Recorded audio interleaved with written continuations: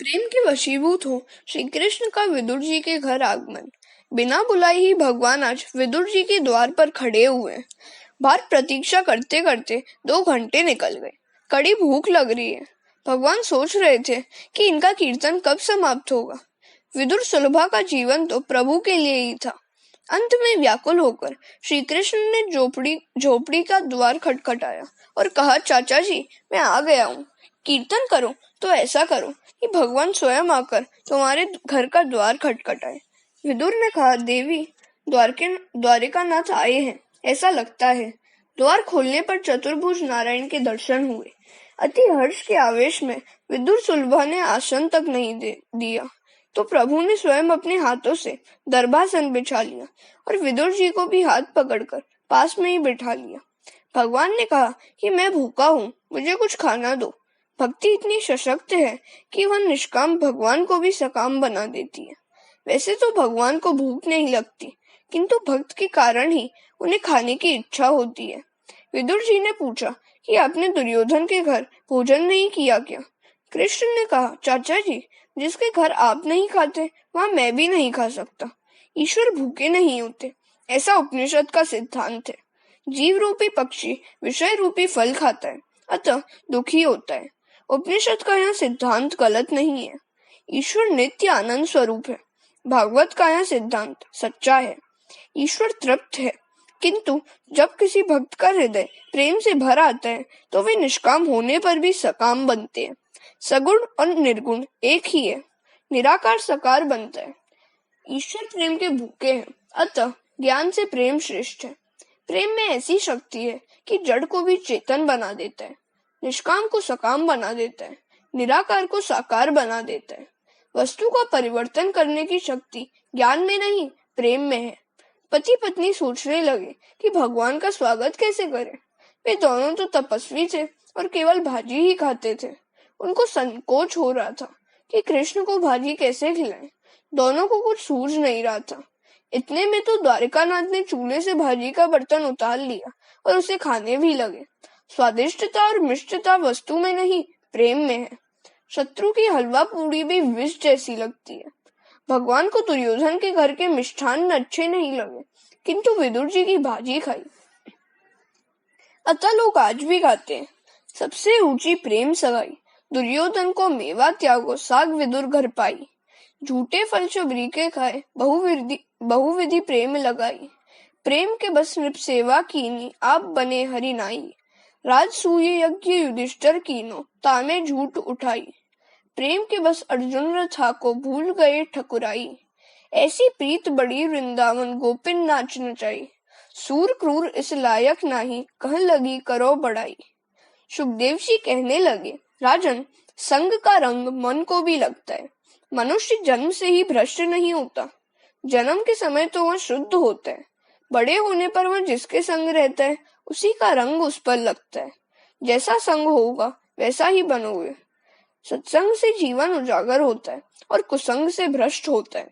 सोचिए कि बालक का जब जन्म होता है तो उस समय तो वह निर्व्यसनी होता है।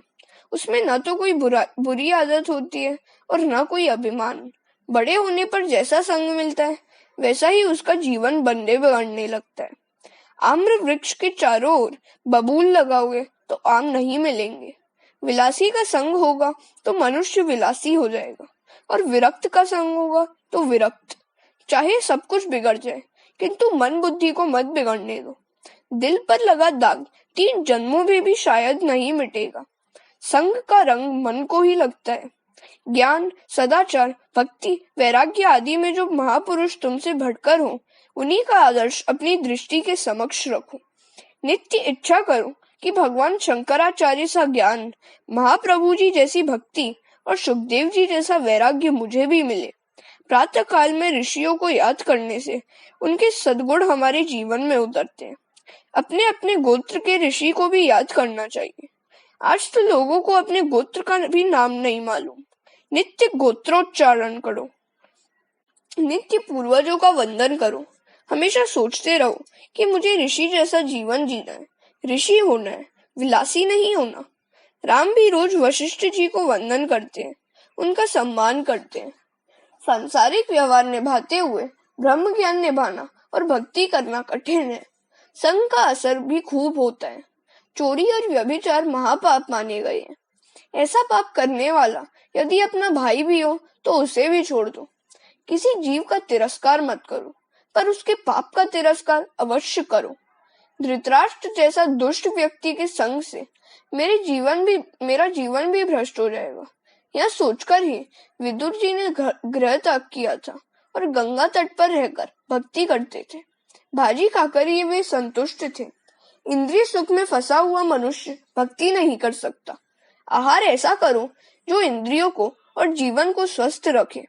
धृतराष्ट्र ने विदुर जी के लिए वैसे तो बहुत कुछ भेजा था, किंतु उन्होंने कुछ भी ग्रहण नहीं किया।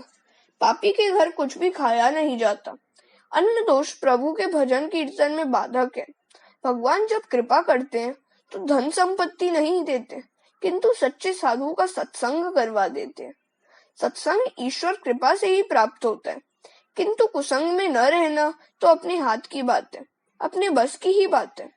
कुसंग का अर्थ है नास्तिक का संग, कामी का संग और पापी का संग। आगे कथा आएगी कि विदुर जी ने धृतराष्ट्र दुर्योधन का त्याग किया और तीर्थ यात्रा करने चले गए, क्योंकि वे कुसंग में रहना नहीं चाहते थे। जीव मनुष्य जब तक लौकिक सुखों का त्याग नहीं करता, तब तक प्रभु को उसके प्रति दया नहीं आती। सर्वस्व का त्याग करके विदुर सुलभा परमेश्वर की आराधना कर रहे थे। तपश्चर्या करने से पाप जलते हैं, जीव शुद्ध होता है। गृहस्थ का यही धर्म है कि वह वर्ष के 11 मास घर गृहस्थी में बिताए और 1 मास किसी पवित्र तीर्थ स्थान में एकांत में रहकर प्रभु की आराधना करे, तप करे। उस समय वह भक्ति तप में लगा रहे, अन्य प्रवृत्तियां छोड़ दे। जो भी काम करो प्रभु के लिए ही करो। तप करने से परमात्मा प्रसन्न होते हैं। तप का प्रथम चरण है जिह्वा पर अंकुश। जिस व्यक्ति की आवश्यकता अधिक है वह कभी तप नहीं कर सकता। आजकल लोग अपनी आवश्यकताएं बढ़ाते चले जा रहे हैं। परिणाम यह होता है कि संपत्ति और समय का व्यय इंद्रियों को बहलाने में हो जाता है। मनुष्य साधना तो करता नहीं है और ऊपर से फरियाद करता है कि भगवान दर्शन नहीं दे रहे हैं। भगवान सुलभ नहीं, दुर्लभ है। विदुर जी ने परमात्मा को प्रसन्न करने के लिए बड़ी भारी तपश्चर्या की और तभी भगवान को दया आई कि मेरे इस भक्त ने मेरे लिए कितने कठिन कष्ट उठाए हैं, और वे बिना बुलाए ही विदुर जी के घर आ पहुंचे। विदुर जी का प्रेम ही ऐसा सच्चा था कि उनसे कुछ मांगने की स्वयं प्रभु की भी इच्छा हुई। जब भगवान के हृदय में हमसे कुछ मांगने की इच्छा जागे, तभी समझो कि तुम्हारी भक्ति सच्ची है। जहाँ प्रेम है वहां से मांगकर भी खाया जाता है।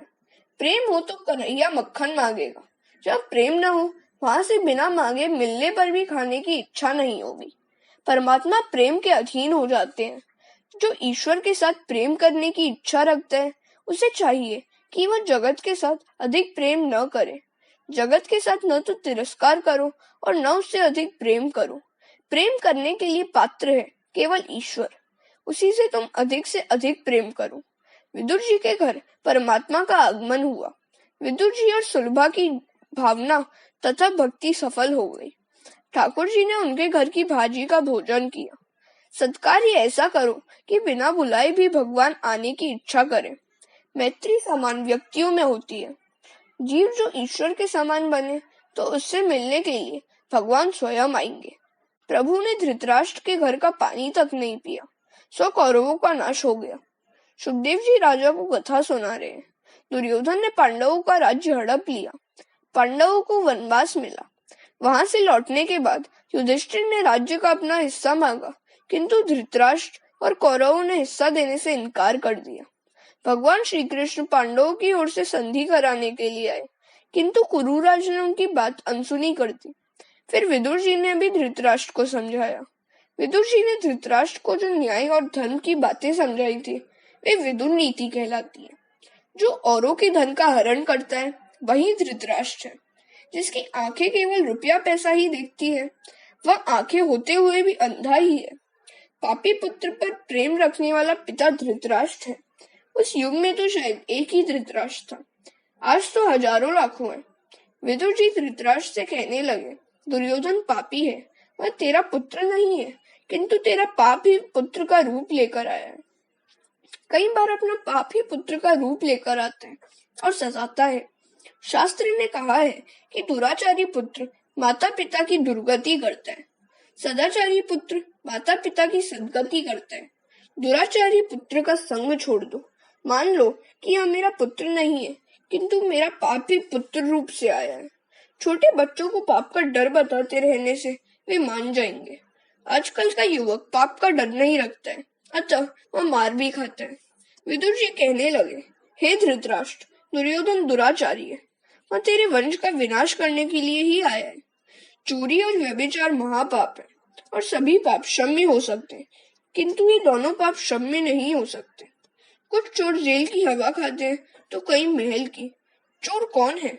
जो स्वयं परिश्रम नहीं करता और पराया धन हड़प कर जाता है, वही चोर है।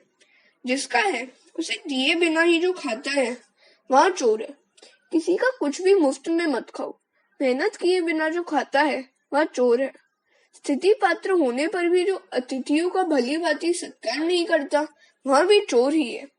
जो अपने लिए ही पकाता है और खाता है, वह भी चोर है। अग्नि को आहुति दिए बिना जो खाता है, वह चोर है। मुनाफाखोर भी चोर है। सोचो कि इनमें से तुम भी किसी प्रकार के चोर तो नहीं हो। धृतराष्ट्र, दुर्योधन चोर है। प्रभु तो पांडवों को ही राज सिंहासन पर बिठाएंगे, क्योंकि प्रभु ने उन्हें अपनाया है। धर्मराज तुम्हारे अपराध को क्षमा करने को तैयार है। धर्मराज अजात शत्रु है। भागवत में 2 अजात शत्रु बताए हैं, एक तो धर्मराज युधिष्ठिर और दूसरे प्रहलाद जी। धृतराष्ट्र, तुम दुर्योधन का मोह छोड़ो, अन्यथा सारे कौरव कुल का विनाश होकर ही रहेगा। दुर्योधन ऐसा दुष्ट था कि द्रौपदी के सौंदर्य को देखकर जल रहा था। शंकराचार्य जी ने महाभारत की गीता, विष्णु सहस्त्र नाम, उद्योग पर्व और सनत सुजात पर्व, इन अंगों पर टीका रची है। धृतराष्ट्र कहता है, भाई तेरी बात तो सच्ची है, किंतु मेरे पास दुर्योधन के आते ही मेरा ज्ञान गायब हो जाता है। पाप का पिता है लोभ और माता है ममता। लोभ और ममता ही पाप की प्रेरणा है। हरे कृष्ण।